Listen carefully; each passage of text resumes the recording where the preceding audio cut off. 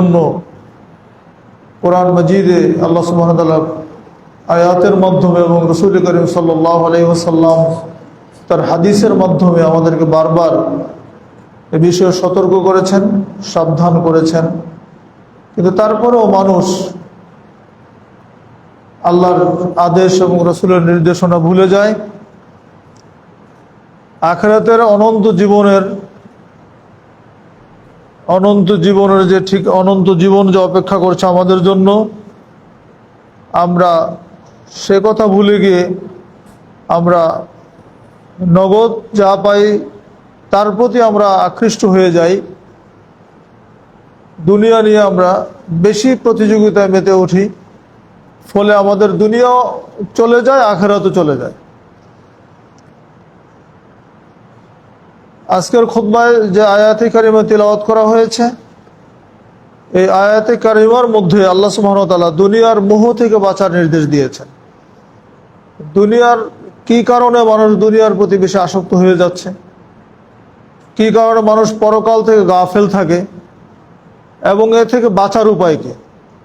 আজকের খুতবার আলোচ্য বিষয় হচ্ছে এটাই, পরকাল থেকে গাফেল থাকার কারণ এবং এ থেকে বাঁচার উপায় কি বা উত্তরণের পথ কি।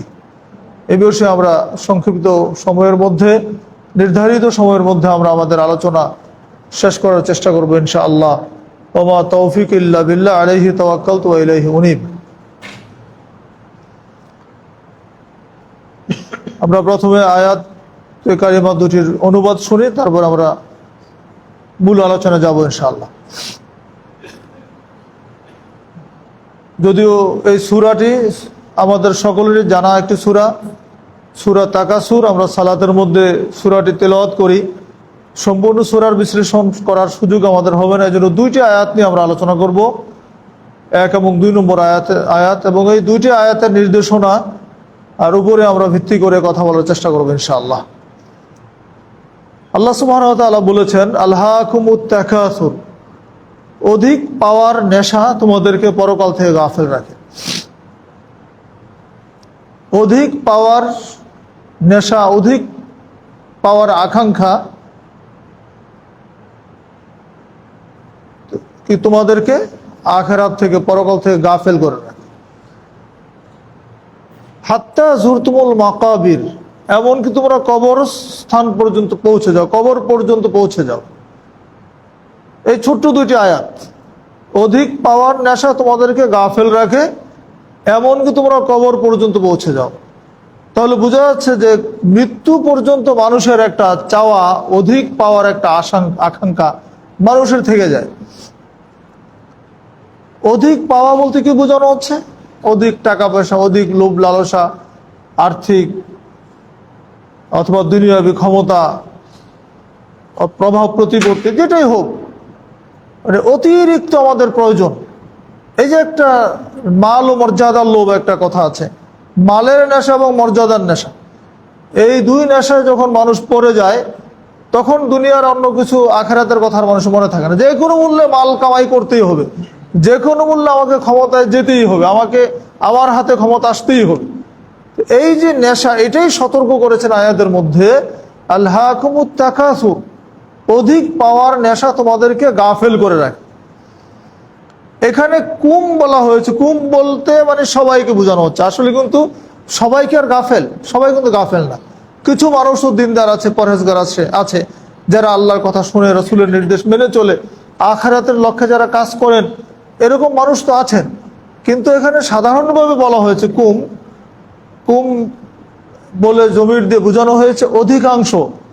কারণ অধিকাংশ মানুষ গাফেল, অধিকাংশ মানুষ আল্লাহ বিমুখ, অধিকাংশ মানুষ রাসূলের সুন্নাহ মানে না। এবং এই কথা আল্লাহ সুবহানাহু ওয়া তাআলা তার নবীকেও বলেছেন।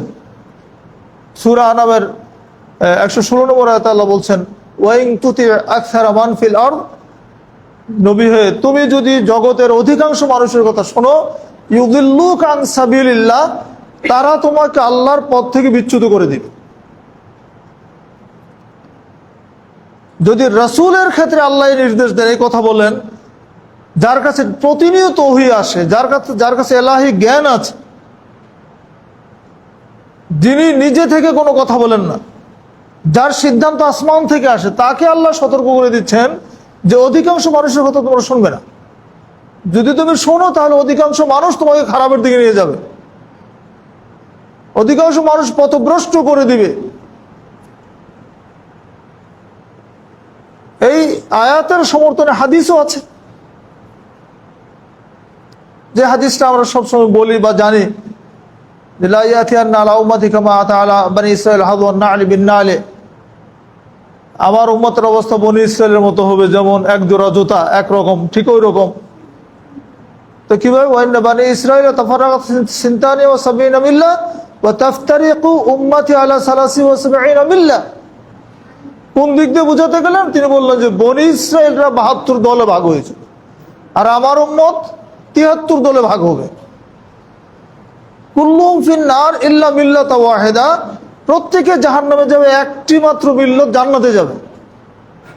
তখন সাহাবা একরাম জিজ্ঞেস করলেন, মান হুম ইয়া রাসূলুল্লাহ, হে আল্লাহর রাসূল সাল্লাল্লাহু আলাইহি ওয়াসাল্লাম, যে একটি মিল্লত জান্নাতে যাবে, এই মিল্লতের নাম পরিচয় কি?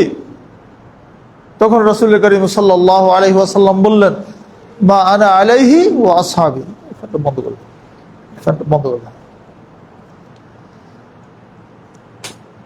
তিনি কোনো দলের নাম বলেন নাই, কোনো ফিরকার নাম বলেন নাই, কোনো মাযহাবের নাম বলেন নাই, কোনো তরিকার নাম বলেন নাই, একটা মূলনীতি বলেছেন, মা আনা আলাইহি ওয়া আসহাবি, আমি এবং আমার সাহাবীরা যেই আকীদা আদর্শের উপরে আছি, আমি এবং আমার সাহাবীরা যার উপরে আছি তার অনুসরণ যারা করবে তারা জান্নাতে যাবে। রাসূলুল্লাহ সাল্লাল্লাহু আলাইহি ওয়াসাল্লাম এবং তার সাহাবায়ে আজমাইন, তারা যেইভাবে ইবাদতবন্দি করেছেন, যেইভাবে তারা সামাজিক কাজ করেছেন, যেভাবে তারা রাজনীতি করেছেন, সংস্কৃতি তাদের যেরকম ছিল, সামগ্রিকভাবে যদি তাদের অনুসারী আমরা হতে পারি তবে জান্নাতে যেতে পারব। এখন তাদের অনুসরণ করতে হলে কোথায় যেতে হবে? আমাদেরকে তাদের জীবনী পড়তে হবে, কোরআন হাদিসের কাছে যেতে হবে, কারণ রাসূলুল্লাহ সাল্লাল্লাহু আলাইহি ওয়াসাল্লামের গোটা জীবনই তো হাদিসের মধ্যে আছে। তার সালাত, তার সিয়াম, তার হজ, তার যাকাত, তার ব্যক্তি জীবন, পারিবারিক জীবন, তার সামাজিক জীবন, তার রাজনৈতিক জীবন, সব কিছু হাদিসের মধ্যে আছে। কাজে হাদিসের ভিত্তিতে যদি আমরা চলি তাহলে আমরা মা আনা আলাইহি ওয়া আসহাবির অন্তর্ভুক্ত হতে পারবো। তাহলে এই হাদিসের আলোকেও বোঝা যাচ্ছে যে অধিকাংশ মানুষ জাহান্নামে যাবে, অধিকাংশ মানুষ খারাপ, কম সংখ্যক মানুষ জান্নাতে যাবে। কলিলুম মিন ইবাদিয়াশ শাকুর, আল্লাহর কৃতজ্ঞ বান্দার সংখ্যা কম, একথা আল্লাহ সুবহানাহু ওয়া তাআলা বলেছেন। এমনকি কিয়ামতের দিনে আদম আলাইহিস সালামকে আল্লাহ ডেকে বলবেন, হে আদম, তুমি জাহান্নামীদেরকে আলাদা করো, আখরিজ বাসান নার। আদমকে ডাকা হবে, আদম বলবেন লাব্বাইক ওয়া সাআদাইক, হে আল্লাহ আমি প্রস্তুত আছি, উপস্থিত আছি, কি নির্দেশ আপনি বলুন। আল্লাহ বলবেন তুমি জাহান্নামীদেরকে জান্নাতীদেরকে আলাদা করো। তো আদম আলাইহিস সালাম জিজ্ঞেস করবেন যে এই আলাদাটা কিভাবে করব, কোন রেশিওতে করব? তখন বললেন মিন কুল্লি আলফিন 999 1000 মানুষের মধ্যে 999 জনকে জাহান্নামের জন্য আলাদা করো। 1000 মানুষের মধ্যে, 1000 বনু আদমের মধ্যে 999 জন জাহান্নামে যাবে আর একজন জান্নাতে যাবে। আল্লাহু আকবার, চিন্তা করেন। তখন সাহাবায়ে কেরাম জিজ্ঞেস করলেন, আইয়ুনা যালিকাল ওয়াহিদ ইয়া রাসূলুল্লাহ, হে আল্লাহর রাসূল সাল্লাল্লাহু আলাইহি ওয়াসাল্লাম, এই একজন ব্যক্তি যিনি সৌভাগ্যশালী জান্নাতে যাবে, এই একজন ব্যক্তির পরিচয় কি? সে কোন দলের হবে? এই লোকটা কে? তখন তিনি বললেন, এই একজন হবে মিনকুম, তোমাদের মধ্য থেকে, মানে উম্মতে মুহাম্মাদি থেকে, আর বাকি ইয়াজুজ মাজুজের অন্তর্ভুক্ত যারা, তাদের। এই একজন রেশিওতে যারা জান্নাতে যাবে উম্মতে মুহাম্মাদি থেকে, তাদের সম্পর্কে রাসূল সাল্লাল্লাহু আলাইহি ওয়াসাল্লাম হাদিসের মধ্যে বলেছেন, ইন্নী আরজু আন তাকুনু রুবুয়া আহলিল জান্নাহ, আমি আশা করছি যে তোমরা হবে জান্নাতের 1/4, 4 ভাগের 1 ভাগ।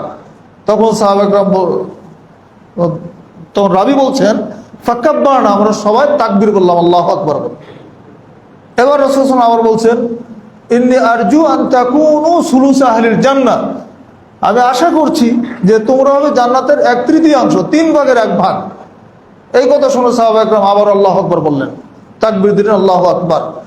তারপর তৃতীয়বার তিনি আবার বললেন ইন্নী আরজু আন তাকুনু নিসফা আহলিল জান্নাহ, আমি আশা করছি যে তোমরা হবে জান্নাতের অর্ধেক। সুবহানাল্লাহ।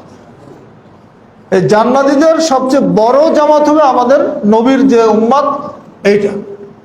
অনেক নবী রাসূল দুনিয়াতে এসেছেন যাদের একজন অনুসারী পাবেন না, কারো একজন অনুসারী, 2 জন, কারো ছোট্ট একটা কাফেলা, কারো সারা জিন্দেগি দ্বীনের দাওয়াত দিয়েছেন কিন্তু অনুসরণ করেন, কেউ তাদের আনুগত্য করেন নাই। তাহলে তারা কি ব্যর্থ ছিলেন? সংখ্যা কোনোদিন কি সফলতার মানদণ্ড নয়। সফলতা ব্যর্থতা হয় আমল আকীদা দিয়ে। সংখ্যা কম হতে পারে, জান্নাতীদের সংখ্যা কম হতে পারে, কিন্তু সফল কাম হচ্ছে জান্নাতীরা। জাহান্নামীদের সংখ্যা অনেক বেশি, তাই বলে তাদেরকে আমরা সফল কাম বলতে পারবো না, তারা সফল কাম নন। হ্যাঁ, দুনিয়াতে তারা হয়তো সফলতা লাভ করতে পারছে, দুনিয়াতে তো তাদের শান শৌকত আছে, দুনিয়াতে তো তাদের নেতৃত্ব আছে, কর্তৃত্ব আছে, ক্ষমতা আছে, কিন্তু মৃত্যুর পরের জিন্দেগিতে তাদের কোনো ক্ষমতা চলবে না। সেখানে নেতৃত্ব চলবে যারা ঈমানদার তাদের। প্রকৃত সফল কাম তারাই যারা আখিরাতের বিবেচনায় যারা সফল, যারা পরকালে যারা সফলতা লাভ করবে তারাই প্রকৃত সফল। এই জন্য আল্লাহ সুবহানাহু ওয়া তাআলা এই আয়াতের মাধ্যমে আমাদেরকে সাবধান করে দিয়েছেন, আলহাকুমুত তাকাসুর, অধিক পাওয়া নেশা তোমাদেরকে গাফেল করে রাখে।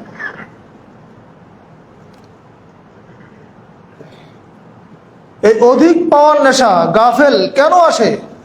কারণ অধিক ধন সম্পদের লিপ্সা, মূলত ধন সম্পদের লিপ্সা, লোভের কারণে মানুষ বেশি গাফেল হয়, আল্লাহকে ভুলে যায়। এজন্য রাসূলুল্লাহ সাল্লাল্লাহু আলাইহি ওয়াসাল্লাম বলছেন, আনাস বিন মালিক রাদিয়াল্লাহু আনহু থেকে বর্ণিত, তিনি বলছেন লাউ আন্না লি ইবনে আদম ওয়াদিয়ান মিন যাহাবিন আহাব্বা ইয়াকুনা লাহু ওয়াদিয়ান ওয়া লা ইয়ামলু ফাহু ইল্লা তুরাব, যদি বনু আদমকে, আদম সন্তানকে একটা উপত্যকা ভর্তি সোনা দেওয়া হয়, স্বর্ণ ভর্তি একটা উপত্যকা যদি দেওয়া হয়, সে চাইবে আমাকে 2টা দেওয়া হোক, 2টার মালিক যেন আমি হই। ওয়া লা ইয়ামলাহু ফাহু ইল্লা তুরাব, রাসূল কারীম সাল্লাল্লাহু আলাইহি ওয়াসাল্লাম বলেছেন তার মুখে মাটি দেওয়ার আগ পর্যন্ত তার চাহিদাটা শেষ হয় না। তার মানে কি? মৃত্যু মরার আগ পর্যন্ত মানুষের অর্থের লোভ শেষ হয় না, টাকা বেশি লাগবে। হায়াতের জিন্দেগির কোনো হিসাব নাই, বয়স তো 60 হয়ে গেছে, আর কয়দিন বাঁচবে? উম্মত মুহাম্মদের গড় আয়ু হচ্ছে 60 থেকে 70 বছর। কারণ রাসূলুল্লাহ সাল্লাল্লাহু আলাইহি ওয়াসাল্লাম বলেছেন আমার উম্মতের হায়াত আয়ু হচ্ছে 60 থেকে 70 বছর, এই সময়ের মধ্যে বেশিরভাগ মানুষ মারা যাবে। এইটা অতিক্রম করতে পারবে কম সংখ্যক মানুষ। 70 বছরের বয়সের বেশি বেঁচে থাকবে যে মানুষগুলো, তাদের সংখ্যা বেশি হবে না, কম হবে। এটা আল্লাহর নবীর হাদিস।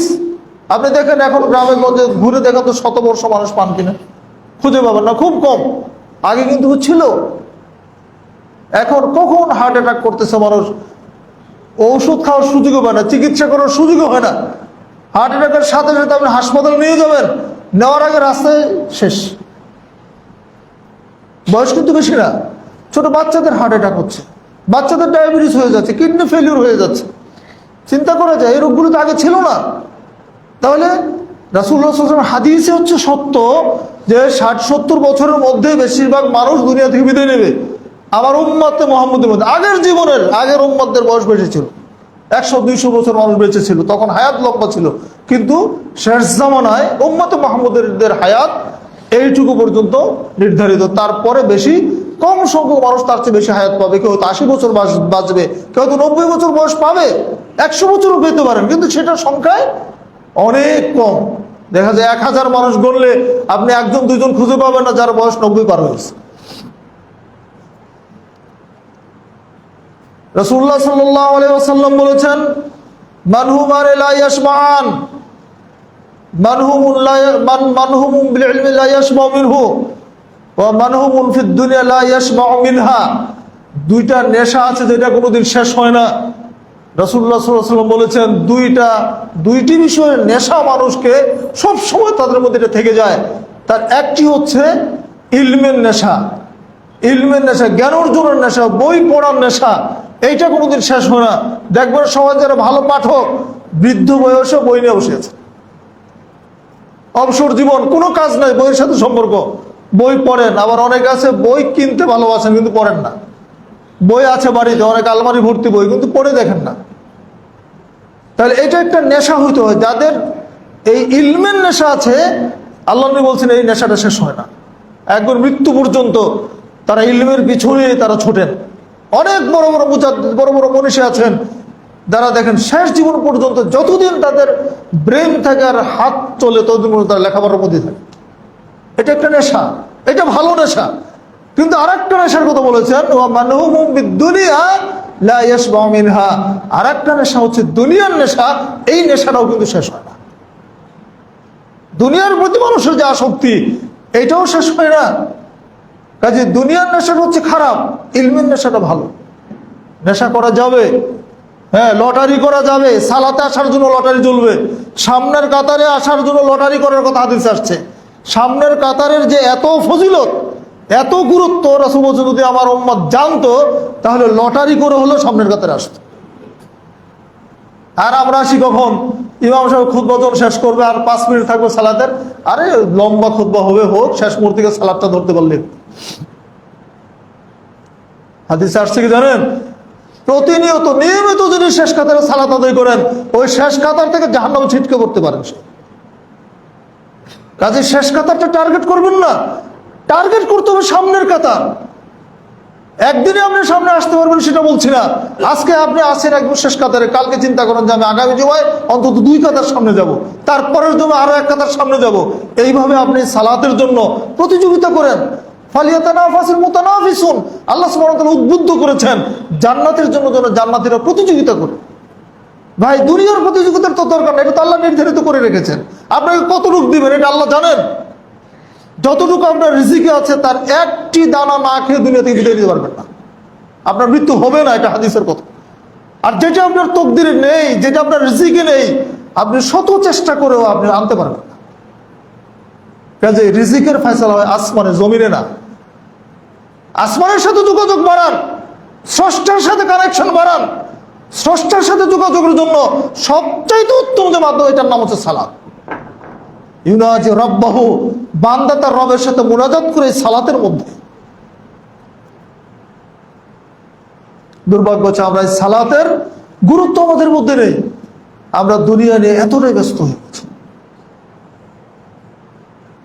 দুনিয়ার কোনো মূল্য আল্লাহর কাছে নেই, তার নবীর কাছেও নেই।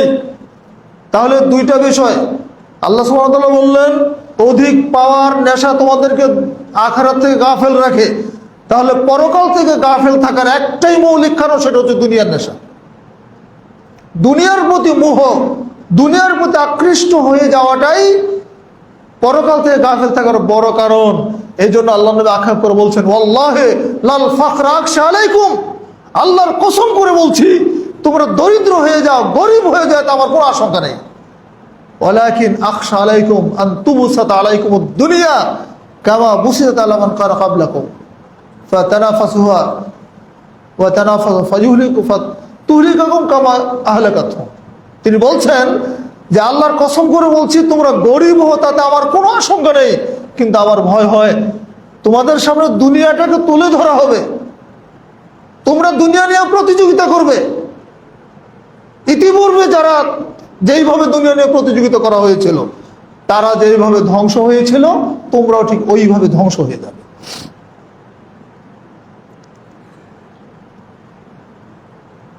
আবু সাঈদ খুদরি রাদিয়াল্লাহু আনহু থেকে বর্ণিত, তিনি বলছেন রাসূল সাল্লাল্লাহু আলাইহি ওয়াসাল্লাম বলেছেন, ইন্নাদ দুনিয়া হুলওয়াতুন খাদিরা, নিশ্চয় দুনিয়াটা হচ্ছে একটা সুমিষ্ট বস্তু, হালুয়া। এখানে মধু আছে, এখানে আকর্ষণ আছে। ওয়া ইন্নাল্লাহ ইস্তাখলিফুকুম ফিহা, আল্লাহ তোমাদেরকে দুনিয়াতে প্রতিনিধি করে পাঠিয়েছেন, খলিফা করে পাঠিয়েছেন। ফায়ানজুরু কাইফা তা'মালুন, কেন পাঠিয়েছেন? তিনি দেখতে চান তোমরা এখানে কি কাজ করো। ফায়ানজুরু কাইফা তা'মালুন, তিনি দেখবেন তোমরা কি করো। দুনিয়াটা সুমিষ্ট, এটা হালুয়া, এইখানে তোমাদেরকে আল্লাহ পাঠিয়েছেন দেখার জন্য তোমরা কি করো, কেমন আমল করো। রাসূল বলেছেন ফাত্তাকুদ দুনিয়া ওয়াত্তাকুন নিসা, তোমরা দুনিয়াকে ভয় করো আর নারীদেরকে ভয় করো। ফাইন আউওয়ালা ফিতনাত বানি ইসরাইল কানাত ফিন নিসা, বানি ইসরাইলের প্রথম যে ফিতনা ছিল এটা ছিল নারী ঘটিত ফিতনা। সেজন্য নারীরা অধিকাংশ জাহান্নামে যাবে, এটা হাদিসে আসছে। কারণ বেপরদা বেহায়া নারীর সংখ্যা সমাজে বেশি। আবার নারীদেরকে শ্রেষ্ঠ সম্পদ বলা হয়েছে। এই দুনিয়ার সম্পদ, আর দুনিয়া কুল্লু মাতা ওয়া খায়রুল মাতাই দুনিয়াল মারাতুস সালিহা। রাসূল করিম সাল্লাল্লাহু আলাইহি ওয়াসাল্লাম বলেছেন এই দুনিয়াটা হচ্ছে সম্পদ, এই দুনিয়ার শ্রেষ্ঠতম সম্পদ হচ্ছে সতী সাধবী নারী।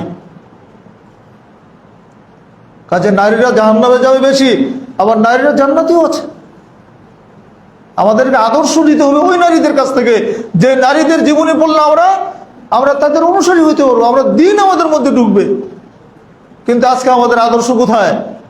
আমাদের আদর্শ যারা আমরা ইয়াং জেনারেশন, আমাদের আদর্শ হচ্ছে ফুটবল প্লেয়াররা সব। সাহাবীদের আদর্শ আমাদের মধ্যে নেই। আমরা আল্লাহ নবীর জীবনী পড়ি না, আল্লাহ নবীর জীবনী থেকে আমরা শিক্ষা গ্রহণ করি না, তার মাক্কি জীবন পড়ি না, তার রাজনৈতিক জীবন পড়ি না, তার ব্যবসায়িক জীবন পড়ি না। তার জীবনটা তো একটা একেবারে পরিপূর্ণ লাইফ, তো তার কমপ্লিট কোড অফ লাইফ হচ্ছে ইসলাম। লাকাদ কানা লাকুম ফি রাসূলিল্লাহি উসওয়াতুন হাসানাহ। আল্লাহ এমনি তো বলেন না যে অবশ্যই আমি আল্লাহর রাসূলের মধ্যে সর্বোত্তম আদর্শ নিহিত রেখেছি। কোনটা নাই রাসূল আল্লাহ নবীর জীবনীতে আপনি দেখেন। তার জীবনীটা অসম্পূর্ণ না, পূর্ণাঙ্গ একটা জীবনী মুসলমানদের জন্য। আপনি যা করতে চান সেখানে যান, সব পেয়ে যাবেন ইনশাআল্লাহ। বন্ধুরা আমার, হাত্তা যুরতুমুল মাকাবির, এবার আল্লাহ বললেন যে এমনকি তোমরা কবরস্থানে পৌঁছে যাও, তোমাদের মৃত্যু এসে যায়, মৃত্যু পর্যন্ত তোমাদের দুনিয়ার একটা চাহিদা থেকেই থাকে। কবরটা হচ্ছে একটা পর্দার অন্তরাল, কবর কিন্তু আমাদের স্থায়ী ঠিকানা না। আখিরাতের জীবনের এটা হচ্ছে প্রথম একটা মানজিল। এই প্রথম মানজিল হচ্ছে আখিরাতে শুরু কবর দিয়ে। এটাকে বলা হয় দারুল বারজাখ, পর্দার অন্তরালের ওয়েটিং রুম, তারা যাত্রী বিশ্রামাগার। আমাদের মূল সফর শুরু হবে কিয়ামত থেকে। তাহলে কিয়ামতের আগ পর্যন্ত কবরে একটা পর্দার অন্তরালে আমরা থাকি। এটা হচ্ছে প্রথম মঞ্জিল। কিন্তু এই প্রথম মঞ্জিল সম্পর্কে যদি ছোট্ট একটা কথাই বলি তাহলে বুঝতে হবে যে এই মঞ্জিলটার গুরুত্ব কত বেশি। হযরত ওসমান রাদিয়াল্লাহু আনহু, তাকে একদিন তার সাথীরা জিজ্ঞেস করলেন যে ওসমান রাদিয়াল্লাহু আনহু, আপনি জান্নাত জাহান্নামের বিবরণ শুনলে, জাহান্নামের বিবরণ শুনলে তো এত কাঁদেন না, কিন্তু কবরের কথা শুনলে আপনি এত কাঁদেন কেন? ওসমান রাদিয়াল্লাহু আনহু কবরের কথা শুনলে বা কবরের কাছে গেলে তিনি খুব বেশি কাঁদতেন, তার চোখ দিয়ে পানি বের হয়ে যেত, তার দুই গাল বেয়ে পানি পড়তো ঝরঝর করে। এই দৃশ্য দেখে তখন তার সাথীরা যখন জিজ্ঞেস করলেন, তখন তিনি যে জবাবটা দিয়েছিলেন এটা আমাদের জন্য অনেক শিক্ষণীয়। তিনি বলছেন, শোনো আমার সাথীরা, ইন্নাল কবরা আউয়ালু মানাজিলিল আখিরাহ, নিশ্চয় কবর হচ্ছে আখিরাতের প্রথম মঞ্জিল, আখিরাতের প্রথম স্টেশন হচ্ছে কবর। ফাইন নাজা মিনহু ফামা বাদা আইসা মিনহু, এই প্রথম স্টেশনে যে মুক্তি পেয়ে যাবে তারপরের প্রত্যেকটা স্তরে তার জন্য নাজাত হয়ে যাবে, সহজ হয়ে যাবে, আইসার সহজ হয়ে যাবে।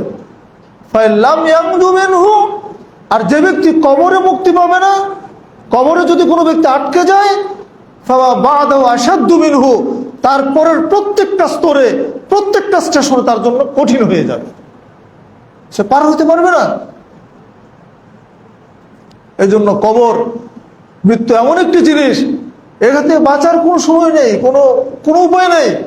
ফাইযা জা আজালুহুম লা ইস্তাখিরুনা সাআতা ওয়া লা ইস্তাকদিমুন, আল্লাহ স্পষ্ট বলে দিয়েছেন, অনেক জায়গায় কথা বলেছেন, যখন নির্ধারিত সময় হয়ে যাবে তখন আর বাঁচার কোনো উপায় থাকবে না। তাহলে বন্ধুরা আমার, তাহলে পরকাল থেকে বাঁচার জন্য গাফেল রাখার মৌলিক যে কারণ, এটা হচ্ছে দুনিয়ার প্রতি মোহ, দুনিয়ার প্রতি আকর্ষণ আমাদেরকে আল্লাহ থেকে গাফেল করে রাখে, পরকাল থেকে গাফেল করে রাখে। এখন এখান থেকে উত্তরণের উপায়টা কি? বাঁচার উপায় কি? বাঁচার উপায় বলতে গেলে দুই তিনটা পয়েন্টে যদি আমরা একটু স্মরণ করে দেই। এক নম্বরে বলবো অল্পে তুষ্ট থাকতে হবে। আল্লাহ সুবহানাহু ওয়া তাআলা যতটুকু দিয়েছেন আলহামদুলিল্লাহ, আমার রিজিকে যেটা সেটা খায়। কেউ তো অনেক ভালো খায়, আমি তো অল্প সাধারণ খাবার খাই, ডাল ভর্তা মাছ দিয়ে ভাত খাই। কেউ তো প্রতিদিন গোশত খেতে পারে, আমি পারি না। আমার জন্য আল্লাহ এটুকু বরাদ্দ রেখেছেন আলহামদুলিল্লাহ। লাইন শাকারতা লাযিদান্নাকুম ওয়া লাইন কাফারতা ইন্না আযাবি লাশাদীদ। আল্লাহ বলেছে যদি তোমরা শুকরিয়া আদায় করো আমি বেশি বেশি তোমাদেরকে দিব, আর যদি অস্বীকার করো, কুফরি করো, আমার শাস্তি খুব কঠিন। তাহলে আল্লাহ শুকরিয়া আদায় করতে হবে, অল্পে তুষ্ট থাকতে হবে। একদিন রাসূলুল্লাহ সাল্লাল্লাহু আলাইহি ওয়াসাল্লাম আলহাকুমুত তাকাসুর এই সূরাটি তিলাওয়াত করতেছিলেন। সেখানে একজন সাহাবী গেলেন, যাওয়ার পর আল্লাহ নবী তখন একটা কথা বললেন, তিলাওয়াত বন্ধ করে বললেন, ইয়াকুলু ইবনু আদম মালি মালি ওয়া হাল্লাকা ইবনু আদম মিন মালিকা ইল্লা মা আকালতা ফাআফনাইতা ওয়া লাবিসতা ফাআবলাইতা আও তাসাদদাকতা ফাআমদাইতা। তিনি বললেন যে আদম সন্তান বলে যে আমার মাল আমার মাল, আমার সম্পদ আমার সম্পদ, কিন্তু সে কি কখনো দেখেছে তার কোনটা তার, তার কতটুকু তার? এইটা বলতে গিয়ে তিনি বললেন তার তো হচ্ছে ওইটুকু যেটুকু সে খেয়ে হজম করেছে।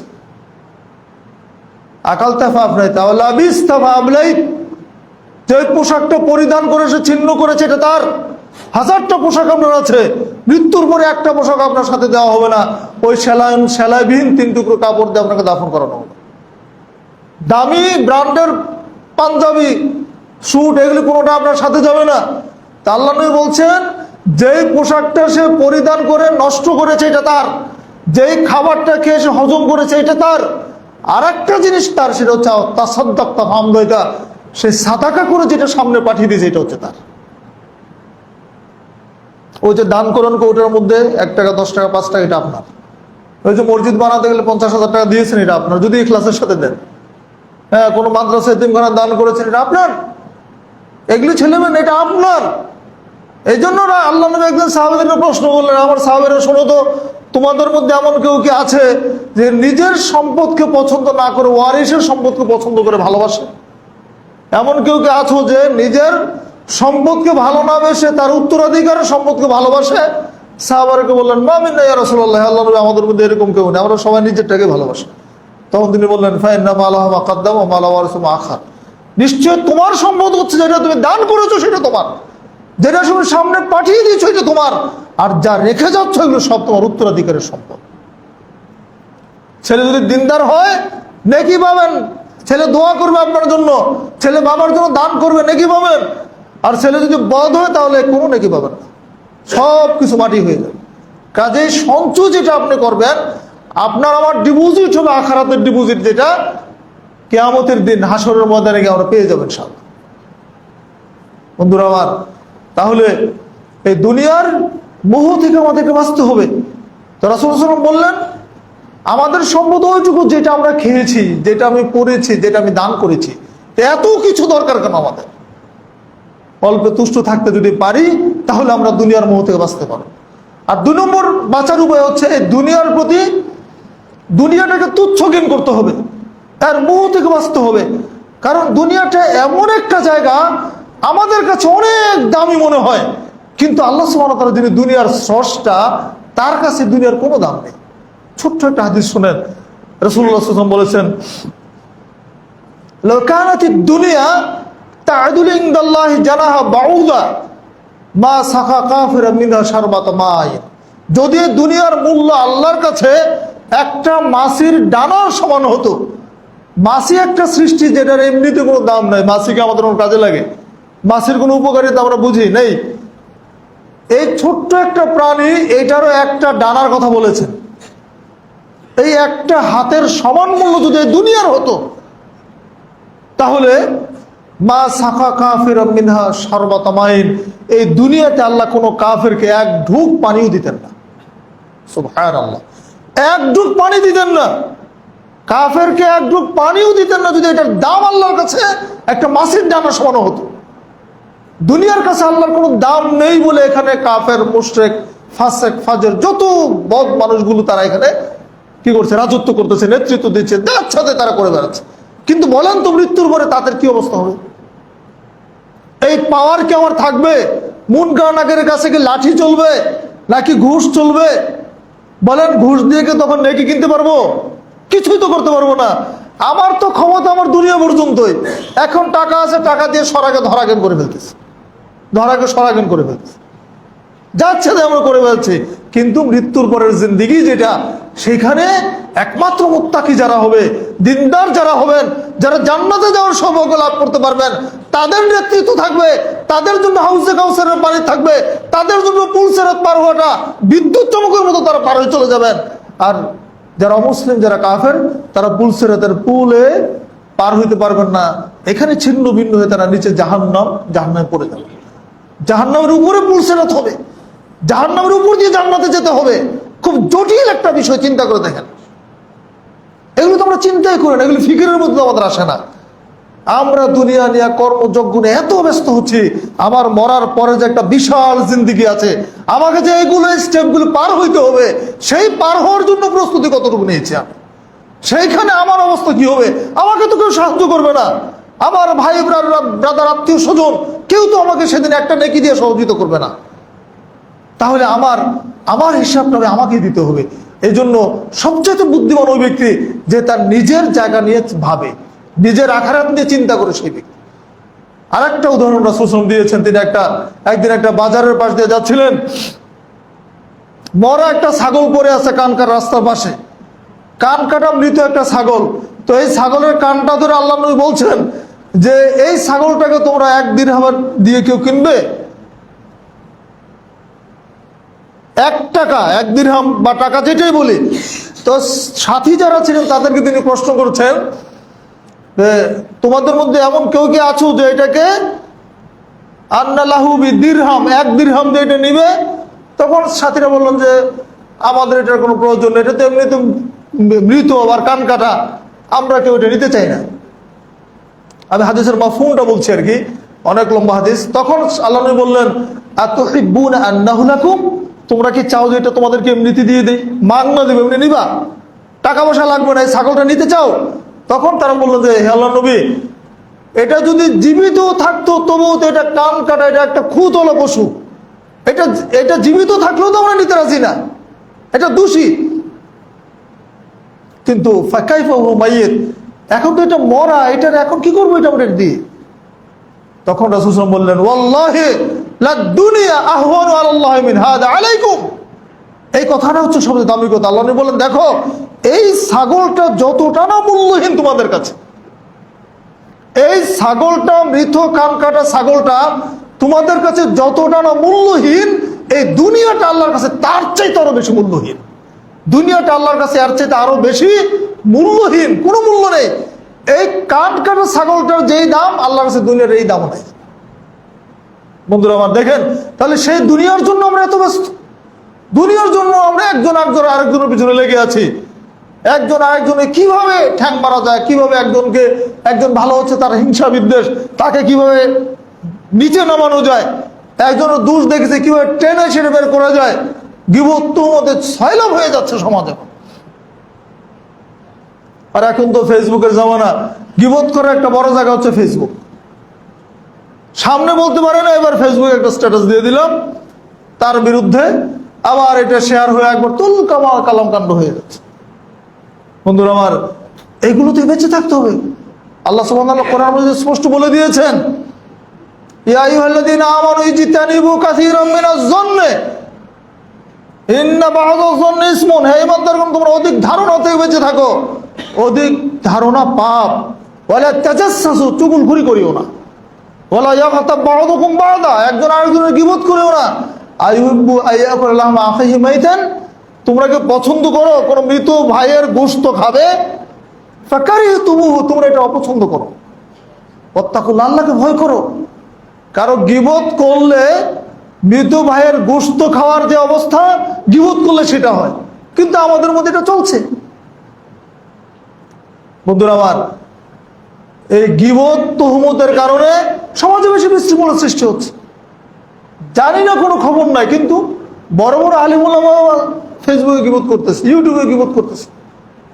বন্ধুরা আমার, আলেমদেরকেও সাবধান হতে হবে।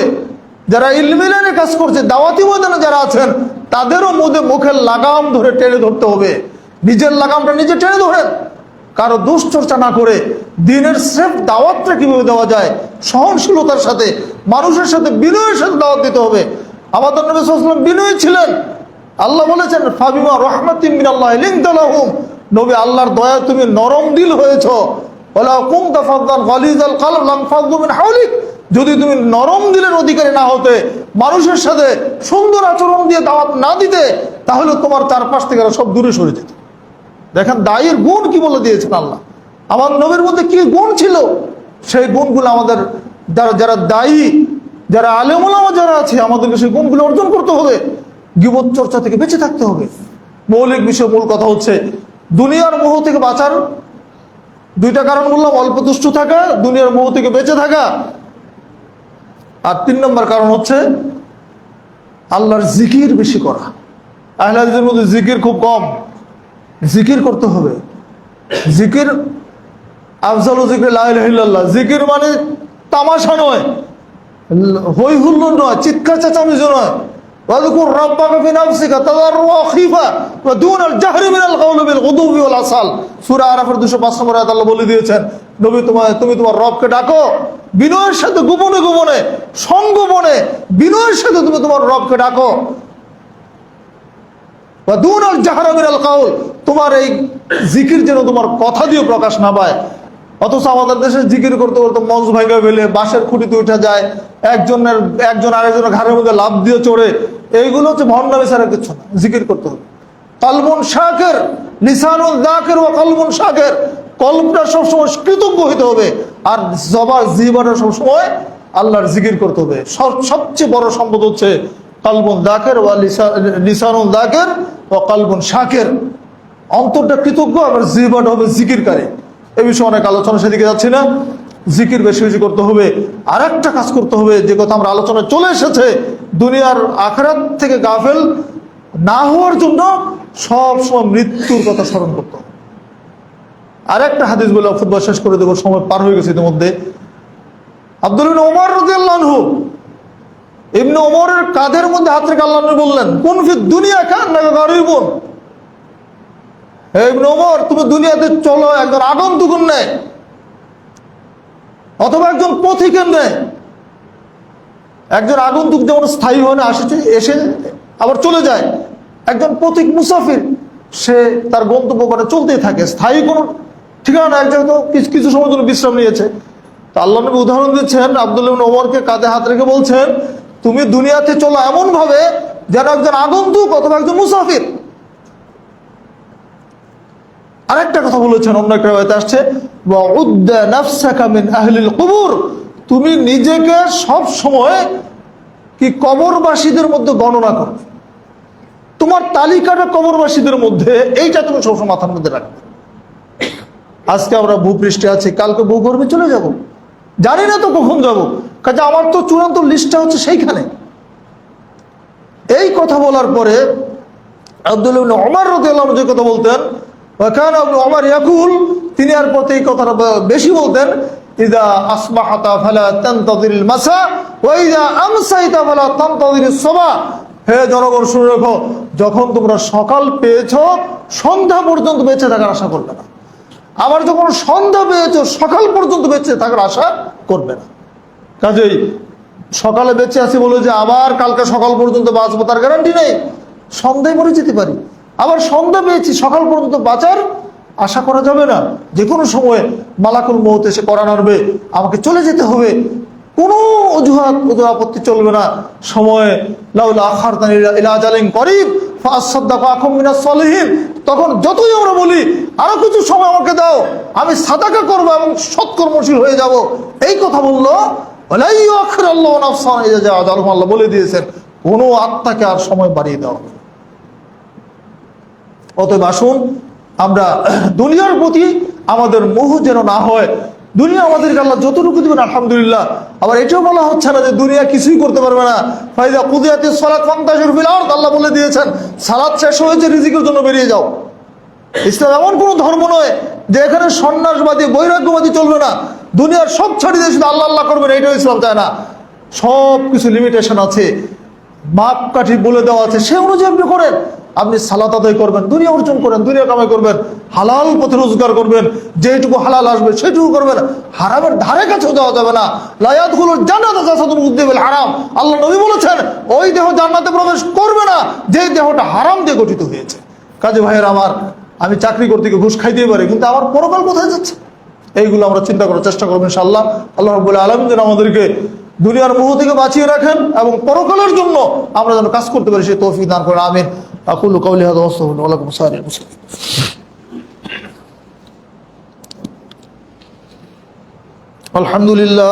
আলহামদুলিল্লাহ নাহমাদুহু ওয়া নাস্তাঈনুহু ওয়া নাস্তাগফিরুহু ওয়া নু'মিনু বিহি ওয়া নাতাওয়াক্কালু আলাইহি ওয়া নাউযু বিল্লাহি মিন শুরুরি আনফুসিনা ওয়া মিন সাইয়্যাতি আ'মালিনা। من يهده الله فلا مضل له ومن يضلل فلا هادي له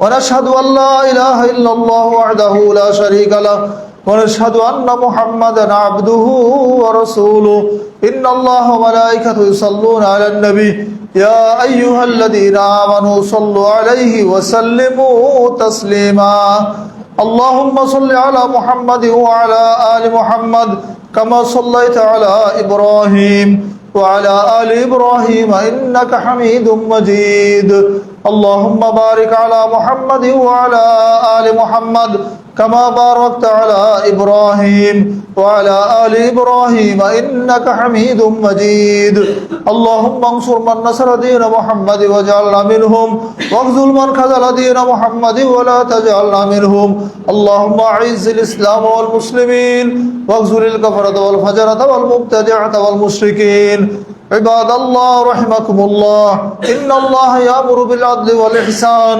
وإيتاء ذي القربى وينهى عن الفحشاء والمنكر والبغي يعظكم لعلكم تذكرون ولذكر الله تعالى وأولى وأعز وأجل وأتم وأهم